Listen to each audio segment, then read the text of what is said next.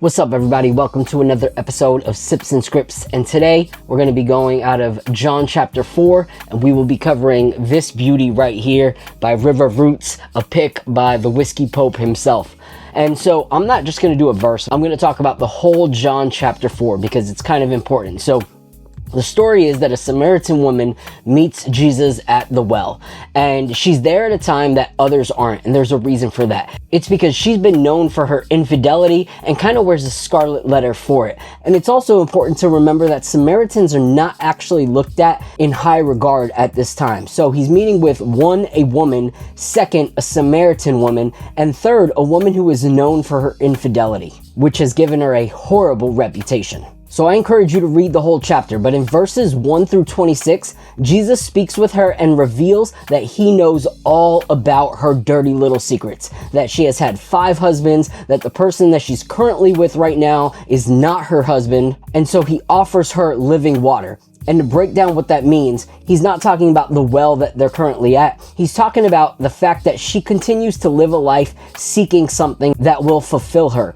And he is there saying, I will make it to where you never thirst again. I am everything that you need and more. So he's not speaking about her thirst, he's speaking about her heart and how he can fulfill everything she's ever longed for and everything she's ever searched for. He reveals that he is the Messiah, and she believes him. Then in verse 29, she runs. So verses 29 through 30, she runs to tell others about it. It says, come see a man who told me all that I ever did.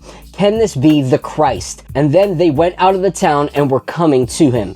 So she speaks about him to others, and they come and then gather. Then in verse 39, it says this, many Samaritans from that town believed in him because of the woman's testimony. He told me all that I ever did. So when the Samaritans came to him, they asked him to stay with them, and he stayed there for 2 days, and many more believed because of his word. They said to the woman, it is no longer because of what you said that we believe, for we heard for ourselves, and we know that this is indeed the Savior of the world. So they believed in her words enough to then gather and try to figure out, is this something that we need to believe in?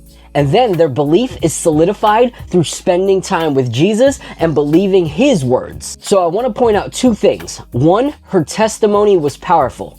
2, her testimony was enough to bring people to Christ, to hear the truth, but it wasn't enough to save them. It was his actual words that brought them the salvation that they needed. One of my favorite teachers of the modern time is R.C. Sproul, and he said, but we shouldn't confuse our personal testimonies with the gospel. Sharing our personal testimonies is not evangelism. It's merely pre-evangelism, sort of a warm-up for evangelism. Our testimonies may or may not be significant or meaningful to those with whom we are speaking. So what he's saying is that our testimonies are powerful. What Christ has done for us and through us is powerful. The changes he's made in our lives is powerful, but it is not the gospel. So I share that because some of you know me based off of my whiskey content, but don't know anything else. So I want to share my testimony real quick. And the reason I'm doing it with this bottle right here is this right here has an awesome picture of Popeye, if you can see that right there. So when I saw this bottle, I needed it.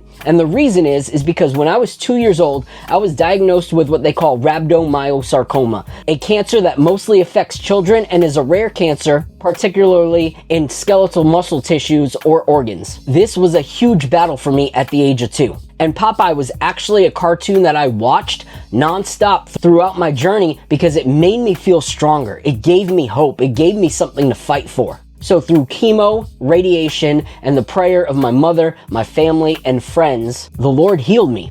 He allowed me to overcome all of the challenges that the doctors even thought that I would face. Some thought that I would be a vegetable, would be hard to read, write, walk, talk. Yet here I am, a college graduate who's able to walk, talk, read, write, own a business, love my family, create content, and constantly push myself to do things in excellence. But I didn't acknowledge or really serve Jesus at that time. It was actually years later when I was a teenager that I met a youth pastor who shared his testimony with me, and it rocked me. And it actually led me to seek out Christ for myself, and it was through his testimony that it led me to seek out the truth, and that's where I studied the gospel and decided to give my life to Jesus Christ. Since that time, the Lord has used my testimony not as the good news, but as an opportunity to then present the good news. And that good news is that no matter what you have done, His grace is sufficient. No matter what your life has looked like, He sees you, He loves you, He has a plan for you, and He died for you so that you can walk in that goodness, so that you can walk in freedom and experience all that He has for you. So if anyone is watching this and you want to talk more, want to hear more about my story, or want someone to listen to yours, please hit me up in my DMs. So this pour is absolutely delicious. It's a 10-year, 6-month,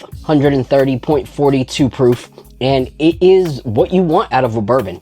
So the main tasting notes I get out of this is vanilla with hints of maple in the background, coated beautifully with some spice that hits your tongue and lingers in that finish. So for me, I absolutely love this bottle, not just because of the label and not just because of my history, but it's actually a really, really good pour. So support the Whiskey Pope, support River Roots, and until next time, God bless, and like always, drink responsibly.